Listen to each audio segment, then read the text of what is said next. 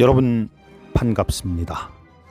우리가 사는 공간 속에서 만날 수 있는 멋진 도서관에 가서 우리가 사는 시간 속에서 찾은 책의 밑줄 쳐 중계하는 여러분의 중계 소원입니다.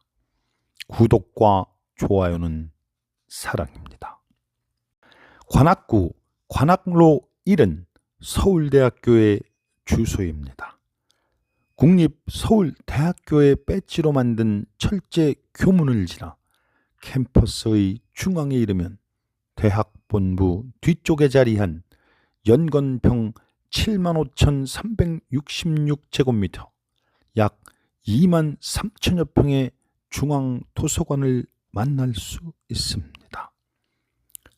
1946년 개교와 함께 시작되었고 국내 최대 규모인 510여만여 권의 창서, 21만여 종의 학술지, 26만여 점의 비도서 자료를 소장하고 있으며 학생들의 학습을 위한 7,500여 석의 열람실도 갖추고 있습니다. 인간의 특성을 심벌, 즉 기호의 사용으로 보고 동물의 행동에도 관계하고 있는 신호로서의 기호와는 다른 인간 특유의 심벌 기능을 분석하여 언어, 의식, 신화, 예술의 문제를 해명한 미국의 여류 철학자이자 현대 무용가가 있습니다.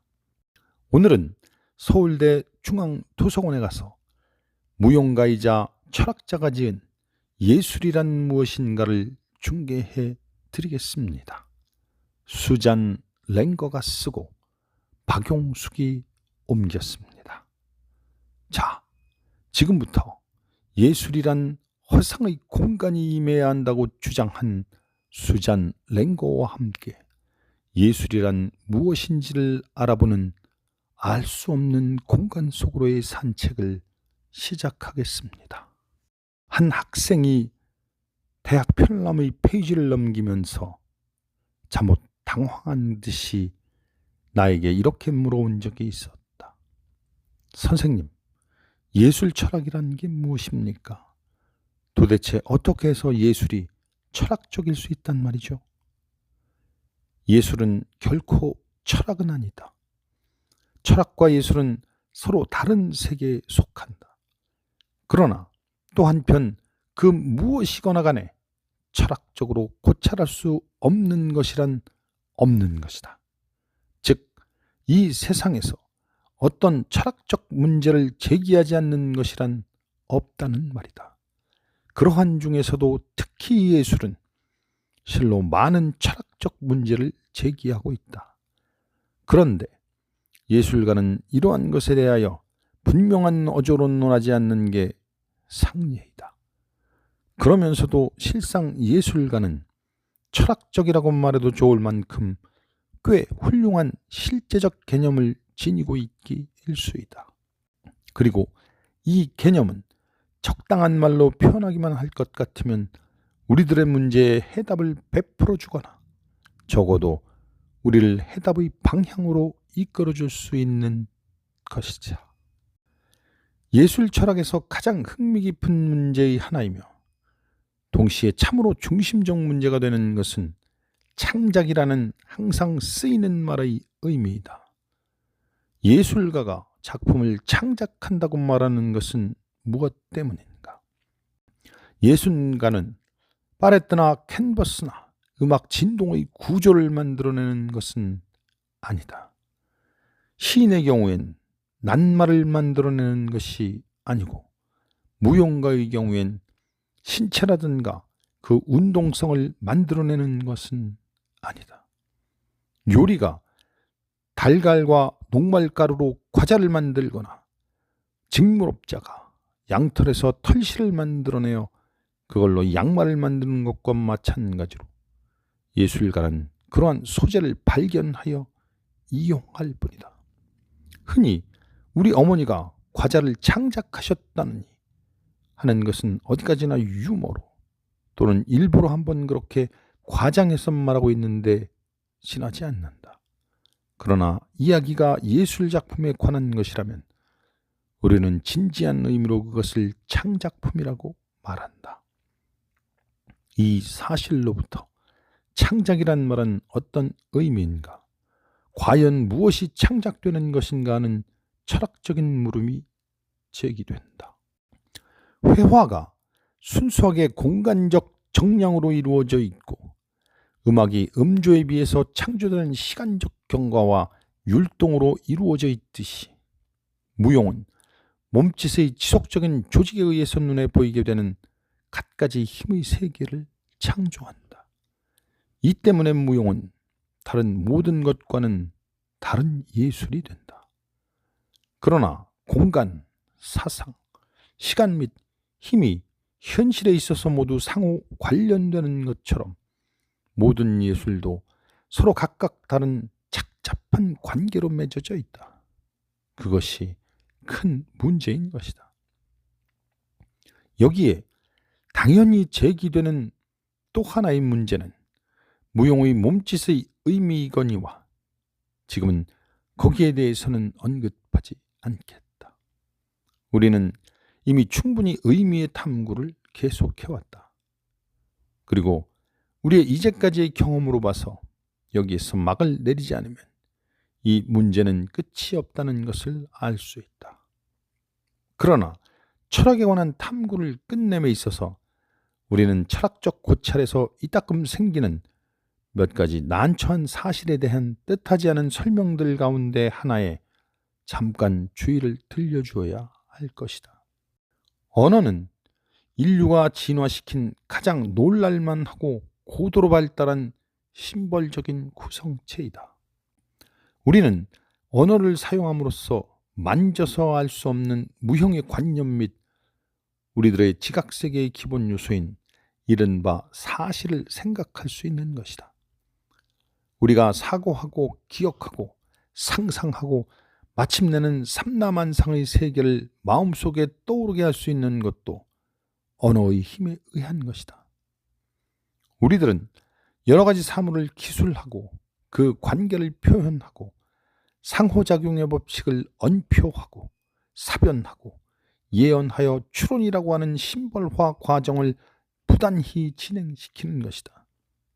게다가 빈틈없이 벌어져 있는 음성이며 문자를 사용하여 의지의 감정의 전달할 수 있는 것이다. 그것은 일반적으로 다양한 개념이라든지 지각 대상이라든지 그 상호관계를 반영하는 것으로 인정되고 있는 것이요. 또 용이하게 이해되는 하나의 형식에 맞추어 언어를 배열함으로써 이루어지는 것이다. 언어를 이와 같이 사용하는 것이 수론이다. 수론의 형식은 보통 논변적 형식이라고 불리고 있으나 그것은 매우 다면적이고 놀랄 만큼 강력한 형식으로서 우리들의 무언의 사고 위에 깊이 새겨져 있다. 모든 체계적인 고찰이 논변적 사고라고 불리는 것도 이 때문이다. 그것은 상상 이상으로 감각적인 경험의 룰, 그것 즉 우리들이 실천적인 생활을 영위하는 인생의 객관적 사실의 틀이 되고 있는 것이다.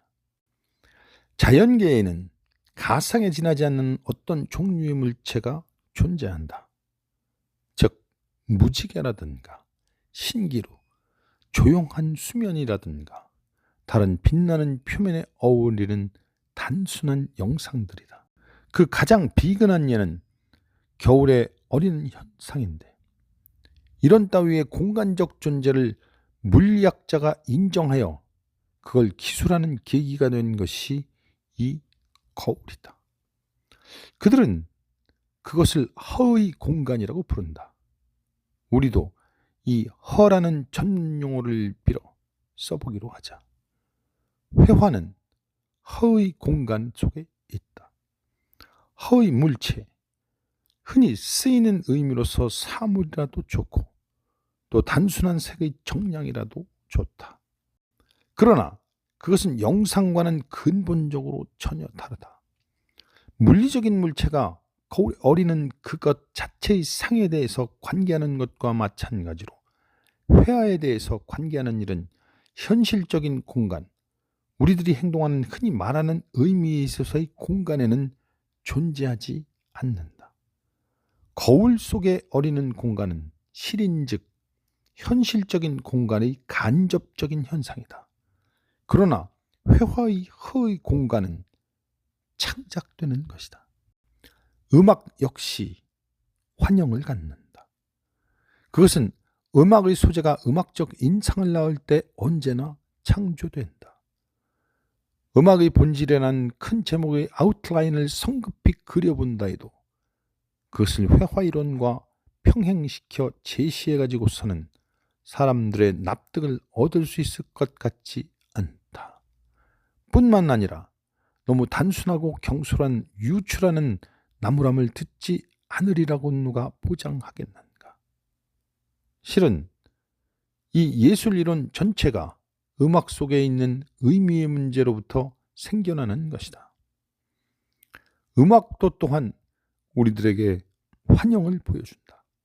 그러나 환영은 매우 강렬하기 때문에 환영이라는 것이 확실한 경우에조차 그것을 깨달을 수 없는 때가 많다. 표현 형식, 즉 예술로서의 심벌은 그것이 눈에 띄는 경우 그것은 예술작품 그것이다. 그것은 눈에 보이는 형식이요 바탕에 칠해진 물감에 의해서 창조된 가상이다. 물감과 바탕은 사라져버린다. 사람들이 영화를 보는 것은 음영이 있는 영사막을 바라보는 것은 아니다. 마찬가지로 그림을 보는 것도 얼룩이 진 한 장의 캔버스를 바라보는 것은 아니다. 회화 속에 사물이나 인물이 나타나 있거나 없거나 간에 회화는 순수하게 창조된 공간 속에 어떤 물량을 보이는 것이다. 이러한 물량은 그것이 실제로 창조하고 있는 회화적 공간을 한정하고 조직화한다. 순수하게 시각적인 공간은 균형적이거나 비틀린 물량의 상호작용에 의해서 생기에 차 있는 것처럼 보인다.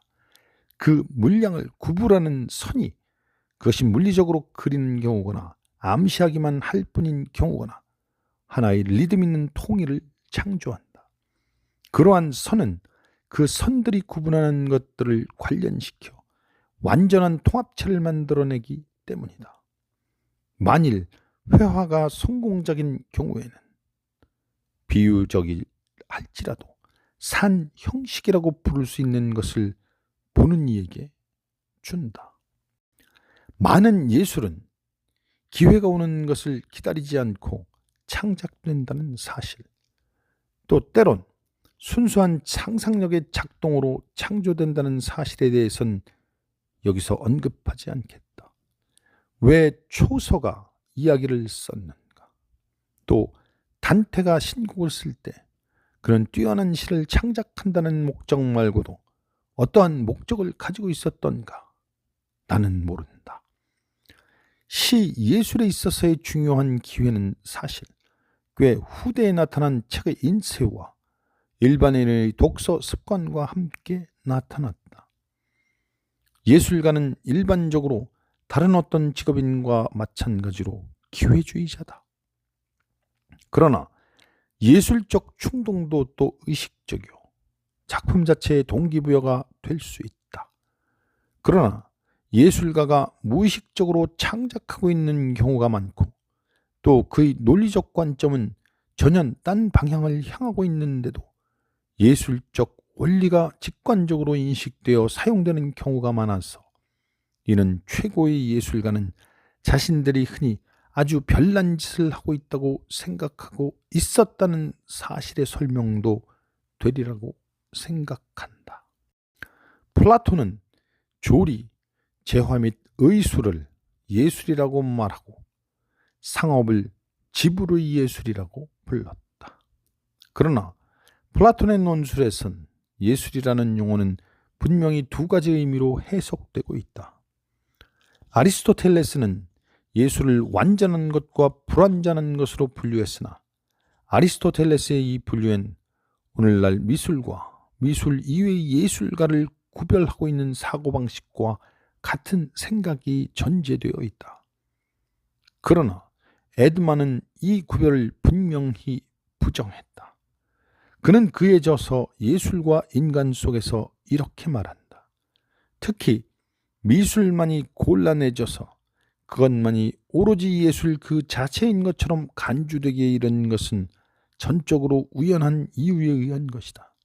왜냐하면 회화, 조각 또는 음악, 시들의 분야에 있어서는 재료가 아주 멋들어지게 또 명료한 모습으로 활용되어 있기 때문에 우리는 예술, 그것을 이러한 예술작품의 실내에서 구하고 거기서 받는 예술적 경험이 가장 강렬하고 순수한 것으로 느껴지기 때문이다. 예술적 목표는 통찰이요, 감정의 본질적 생명의 이해이다. 그러나 모든 이해는 추상화를 필요로 한다. 문자적 수련에 의한 추상화는 이 특수한 주제엔 소용이 닿지 않는다. 수련은 생명력과 감각성에 대한 우리의 관념을 전달하기보다는 오히려 그것을 모호하게 하고 이끌어댄다. 그렇지만 상징화를 더블치 않으면 이해가 없고 추상화를 수반하지 않는 상징화는 없다. 실제에 관한 모든 것을 표현하고 전달하기 위해서는 실제에서 추상화하지 않으면 안 된다. 실제를 완전히 그대로 전달하려고 노력하는 것은 무의미하다. 경험 자체조차 그러한 일은 할 수 없는 것이다. 우리는 이해할 상황을 관념하는 것이요, 관념작용은 언제나 정식화, 표시, 추상화를 수반하는 것이다. 대개의 사람들은 추상화라는 용어에서 이미지를 불러 일으키는 일을 극력 억제하고 가급적 그것을 전적으로 배제하는 전문어만을 연상한다. 그러나 그러한 용어는 언제나 이미 추상화된 것이요, 이른바 저장고이다. 두 가지 예술 중에 한쪽의 예술 작품이 다른 한쪽 예술의 작품을 제작하는 데 도움이 되었을 경우, 그러한 두 가지 예술 사이에는 또 하나의 그다지 중요한 것은 아니지만 한층 분명한 관계가 인정된다. 그것은 흔히 두 가지 예술이 결합된 경우이다. 이를테면 뛰어난 시를 재간있게 작곡한 경우를 생각해보자. 그 결과는 훌륭한 가곡이다. 사람들은 당연히 가곡이 훌륭한 것은 음악적 처리에 의한 것이기도 하지만 그의 같은 정도로 시의 질에 의한 것이라고 하기도 한다. 그러나 사실은 그렇지 않다. 슈베르트는 하이네, 셰익스피어, 괴테의 위대한 서정시를 가사로 삼아 아름다운 가곡을 만들었으나 한편 밀러의 평범하고 때로는 감상적인 서정시로도 같은 정도의 아름다운 가곡을 지었다. 시적 창작은 노래 속에서는 간접적인 가치를 갖는 것으로 작곡가의 상상력을 자극함으로써 작곡을 하게 하는데 그친다. 그리고는 예술 작품으로서의 시는 무산하다. 언어도, 음도, 의미도, 그 귀법도, 그 이미지도 모두 한결같이 음악의 재료가 되고 만다. 시의 원문은 가곡 속으로 온통 흡수되어 버린다. 그것은 시에 쓰인 언어에 가치가 없다든가 그 이외의 언어로도 된다는 의미가 아니라 언어가 음악적으로 이용되고 그것이 새로운 구성 속으로 들어왔다는 것, 그리고 시로서 시가 노래 속에서는 소실되었다는 것을 의미하고 있다. 예술은 우리의 상상력의 갖가지 형식을, 때로는 촉지할 수 없는 형식을 부여하는 데 지나지 않는다. 예술은 직접 상상력에 호소한다. 상상력이란 일찍이 베이진경이 이성을 가로막는 주된 장어로 생각한 능력이요, 기능이다. 또 스튜어트 체이스와 같은 박식한 학자들이 온갖 우매함과 기괴한 미신의 원천이라고 늘 비난하고 있는 능력이요, 기능이다. 물론 그들의 견해는 옳다. 그러나 그것은 모든 통찰과 참다운 신념의 원천이기도 한다. 상상력은 아마도 전형적이며 지극히 오래된 인간적 특성으로 논변적 추론보다 한층 오래될 것이니라. 또 꿈이라든가 추론, 종교, 기타 모든 참다운 일반적 경험에 공통하는 원천이기도 하다.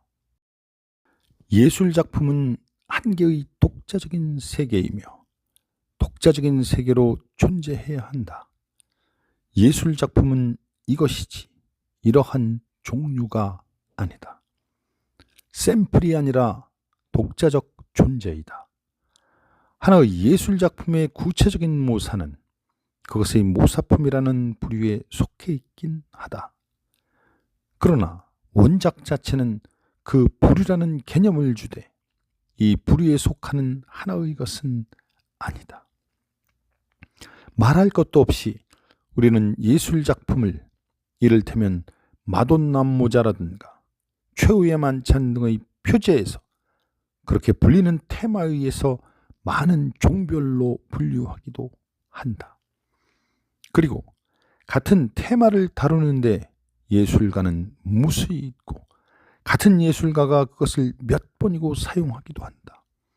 그러니까 루브르 박물관엔 숱한 라파엘로의 마돈나, 최후의 만찬이 있을 것이다. 그러나 그와 같은 부류의 하나라는 것은 작품의 예술적 중요성과는 하등 관계가 없는 것이다. 이에 반해 과학적 대상의 분류는 항상 그 과학적 중요성에 영향을 준다.